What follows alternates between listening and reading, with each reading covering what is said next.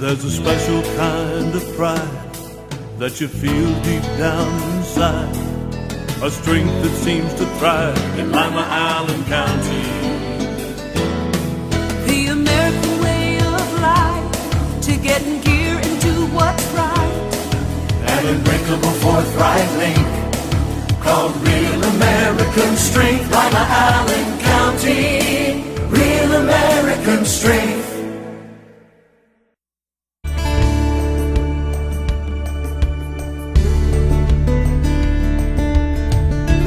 Keeping you up to date with what's happening in your community. Community Focus on GTV2.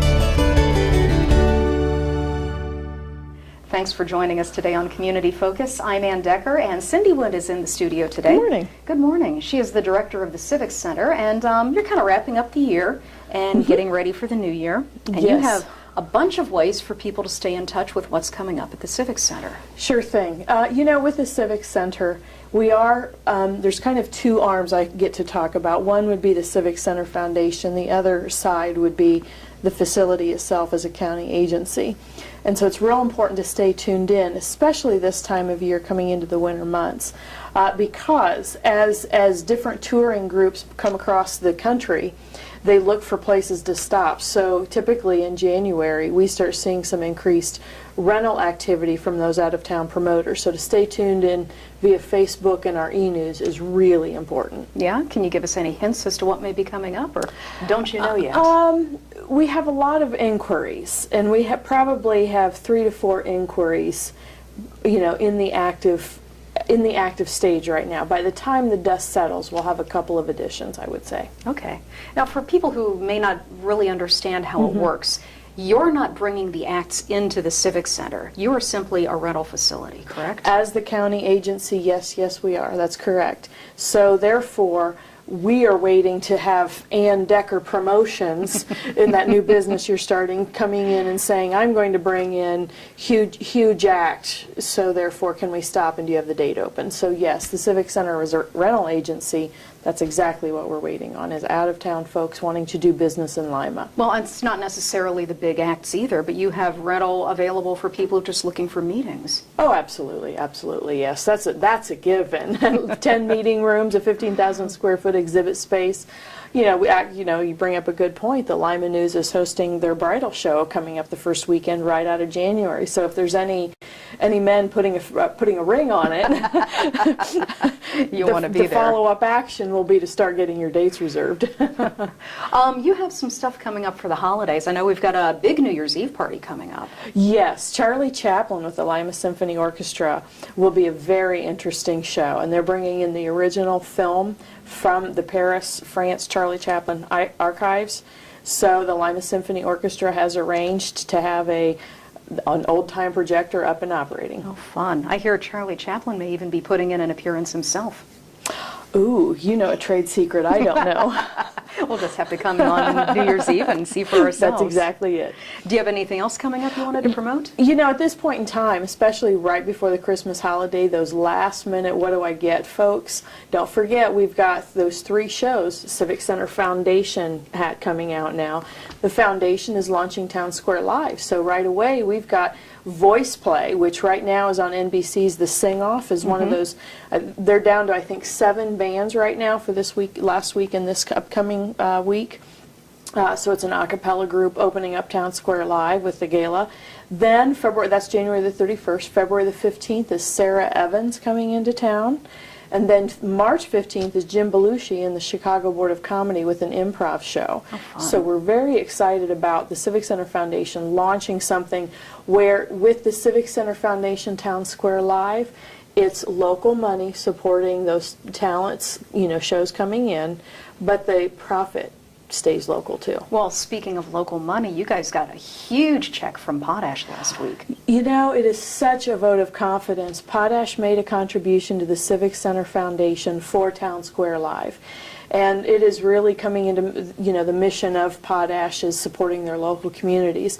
So this is a real vote of confidence as well as a huge investment in our downtown community. Being a downtown business, you know how important it is, you know, buy local, stay local, support local. This is one of those huge investments for that. So what are you going to do with it all? They're directing their gift to Town Square Live, so it will be over the course of the next several years. Potash will be the sponsor for the lead series premiere show. Wonderful. Well, we look forward to it. It's going to be exciting. Cindy, if people want more information about anything going on at the Civic Center, LimaCivicCenter.com, new website, scroll to the bottom, enroll in e-news, and we do try and keep them a little bit brief. We don't send out e-news without some information to present, so do be sure to read them. Stay in tune to our Facebook page. We tend to put a lot of different things up there throughout the week. Okay, and if people want to get tickets, your box office number is? 419-224-1552, but Ann, go online and buy tickets at any point in time, 24/7. Okay, we'll do that then. Thanks for coming in. Thank you. Cindy Wood from the Civic Center. I'm Ann Decker, and this is Community Focus on GTV2. We're not doing well, Allen County. Almost 70% of our adults are overweight. And close to 40% of our children. We eat the wrong foods. We smoke too much. We don't exercise nearly enough. We can do better. We can do better. We can do better. Activate Allen County is working with schools, churches, businesses, and local government to influence policies that will help us all do better. We can do better. For me. For me. For all of us. Join the effort to help Allen County do better by going to activateallencountry.com. Paid for with funding through a grant from the Centers for Disease Control and Prevention. Help keep the youth of Lima safe by donating to Lima Safety City today. Hello, I'm Chuck Eichelberger from the Lima Noon Optimist Club. Safety City is a very important part of the Lima community. The Optimist Club is renovating Safety City and it needs your help.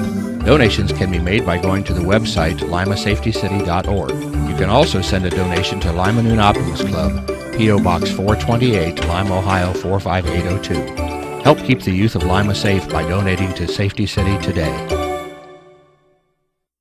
Reduce, recycle, reuse. Allied Waste Services in the City of Lima encourage you to live green by recycling all that you can. Recycling promotes green living by reducing the amount of waste materials buried in landfills. This saves money, natural resources, and energy.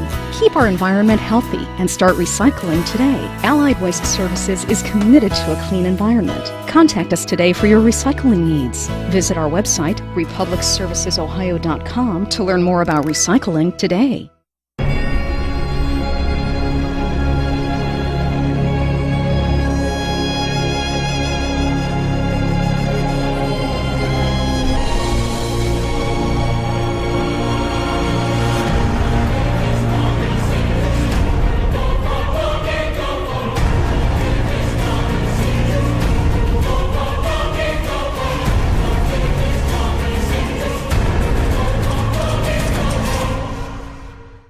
We're back on Community Focus. I'm Ann Decker, and I'm pleased to welcome to the studio today, from the Partnership for Violence-Free Families, Chelsea Schnipke and Lisa Bradley. Thanks for being here. Thanks for having us. You're welcome. Good morning. You have plenty going on for the new year, including a new program called Mental Health First Aid. Yes. What is that? Mental Health First Aid is going to be starting here in the community. Mental Health First Aid is really just a public education program. It's very similar to CPR and first aid that you would traditionally learn through someone like the American Red Cross. However, this looks at the signs and some of the warning signs of mental illness. It's very interesting when you look at some of the mental illnesses out there. For example, panic attacks, those can actually mimic a heart attack, some of the signs and symptoms. And so just being aware and knowing that there's, different diseases and disorders out there that can mimic one another. How do we ask the appropriate questions to what's going on? Without being offensive. Right, without being offensive. How do we get them the proper help? How do I know if I need to call an ambulance or if I need to seek a true mental health provider? There's a 5-step process that we're going to be walking participants through, and it really teaches them to assess the situation, listen to what's going on, make the proper call, whether it's an ambulance, maybe we need a mental health provider, and make sure we're staying with the person until we know that help's on the way and that they're going to be taken care of. A lot of times a mental illness is not readily apparent. It's something people really keep inside. Absolutely. And that's why it's really important to just strike up conversation with people. A lot of times we're not doing that. Sometimes it's scary and, you don't you don't want to get into other people's business, basically. But mental health first aid teaches us, just how to start a conversation, listen non-judgmentally to what people are saying, and it helps us to make that determination whether or not we're going to be able to help this person and how we can best help the person. Is there help for people with trouble in this community? There is absolutely help. The Mental Health and Recovery Services Board has a crisis line, and that phone number is 1-800-567-HOPE. That number can be called 24 hours a day, 7 days a week, and that phone is actually answered at 799 South Main Street at Coleman. There's a live person at the end of that phone, and it's always available for crisis, whatever your crisis may be. So should you be experiencing a mental health crisis, please call the phone number. But if you are going through another crisis, whatever that may be for you, call the number. They're going to be able to connect you with either another community resource, talk you through what's going on, but there's definitely help available for those in the community. Who should be signing up for mental health first aid? Mental health first aid is great for anyone. Anyone that works with people, whether, especially first responders and law enforcement, they run into this a lot because sometimes these crises can escalate into a level where first responders and police, firefighters are needing to be called to these situations. So it would be great for them, great for school professionals, and anyone just working out in the public who has an interest in mental health and helping those around them. Is there a fee for this? There is a fee, and it's $20, and that covers the cost of the manual that you do get for the program. We're also going to be able to serve a few light refreshments with that money, too. When does this take place? It's going to be 2 different sessions. The training is completely, it's 8 hours, but we're breaking it up into 2 4-hour sessions. It's going to be January 24th and January 31st. It's going to run from 8 to 12:30, and that's going to be over at the Mental Health and Recovery Services Board on 529 South Elizabeth Street. Should they be signing up for it now? Yes, please. If you just want to call PVFF at 419-549-8530, extension number 3 will get you to me, and we can get you all signed up and registered. All right. There's also a variety of help for a number of issues out in the community. You have support groups for a wide variety. Do you want to tell us about them? Absolutely, and again, thank you for having us. This time of the year, throughout the holidays, we know that while it's a joyous time of the year, many people are struggling. And so we just want to continue to get the word out that there are support groups to help. All of these support groups are free. There are no charges or anything like that to the community. And we've got a number of support groups that are available. We have gambling, bipolar and depression, help with separated and divorce, loss and grief, GRASP, which is our families and friends who have lost loved ones to suicide. We also have parenting joys and challenges, and we also have a support group for our LGBT community. Wow, so you've got something for virtually every facet of the community. Absolutely. I assume there's a complete schedule of these on your website? There is. There's that complete schedule available, and also if you call the office, we can also give you more information and how you can become a part of these support groups. Okay. You also have a class coming up the first of the year for parents who might be, clueless about social media, but their kids obviously aren't, and parents really need to keep an eye on what's going on. Absolutely. Social media is ever-changing.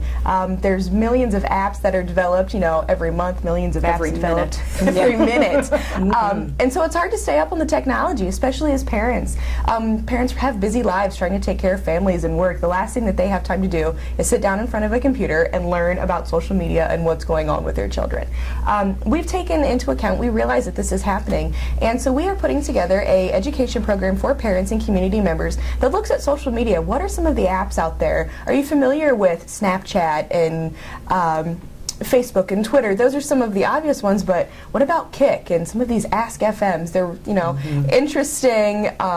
interesting apps out there that our kids are using. So this program is free. The next one's going to be February 6th over at the library, and it's going to be down in the basement from 6 to 7:30. We have actually been able to get a few cell phones and laptop computers donated to the program so that parents are able to sit down and really kind of work through these apps and see what's going on.